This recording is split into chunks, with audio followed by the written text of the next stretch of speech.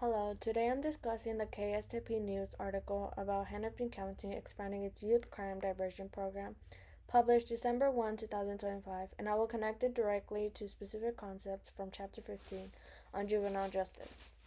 The article explains that Hennepin County is enlarging its pre-charge diversion program so that more youth, including some facing mid-level felonies like certain assaults and robberies, can avoid going through juvenile court.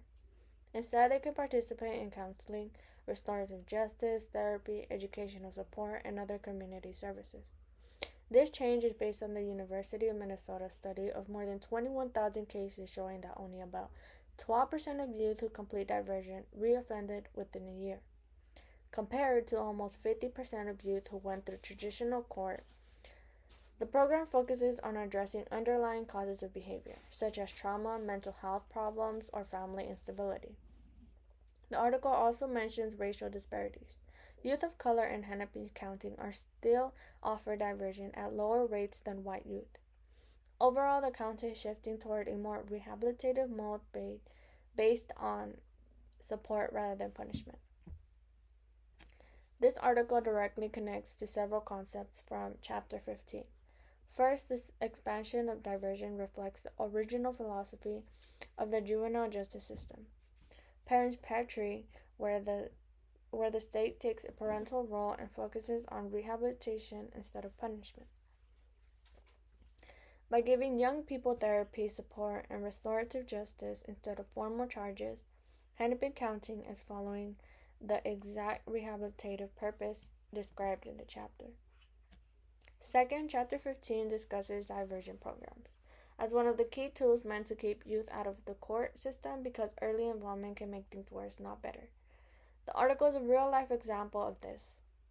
Diverting youth before they even receive a charge prevents them from entering the system and reduces recidivism, which matches the chapter's explanation that diversion reduces future offending by avoiding unnecessary system involvement. Third, Chapter 15 talks about labeling theory, which argues that officially labeling a child as delinquent can push them deeper into criminal behavior and limit future life opportunities. The Hennepin County program specifically prevents formal charges, which helps young people avoid the delinquent label entirely, an exact application of labeling theory in practice. Fourth, Chapter 15 explains the harms of institutionalization, including trauma, lack of individualized treatment, and the risk of exposing youth to negative influences. By expanding diversion instead of detention, Hennepin County is following the chapter's warning that incarceration should be the last resort because it often increases criminal behavior rather than reducing it. Another direct connection is a chapter focused on restorative justice programs that bring together the youth, victims, and community members to repair harm rather than simply punish. The article states that Hennepin County's diversion program includes restorative justice conferences, which matches exactly what Chapter 15 says about helping youth understand the harm they cause while learning skills and empathy. The article also shows the equity issues Chapter 15 warns about. The chapter explains how racial disparities have historically shaped juvenile justice outcomes, and the article confirms this problem still exists. Youth of color, as mentioned earlier in Hennepin County, are still less likely to be offered diversion. This connects to the chapter's message that reform isn't just about new programs, it's also about fixing deep structural biases. Finally, Chapter 15 discusses the ongoing debate between punitive approaches and rehabilitative ones.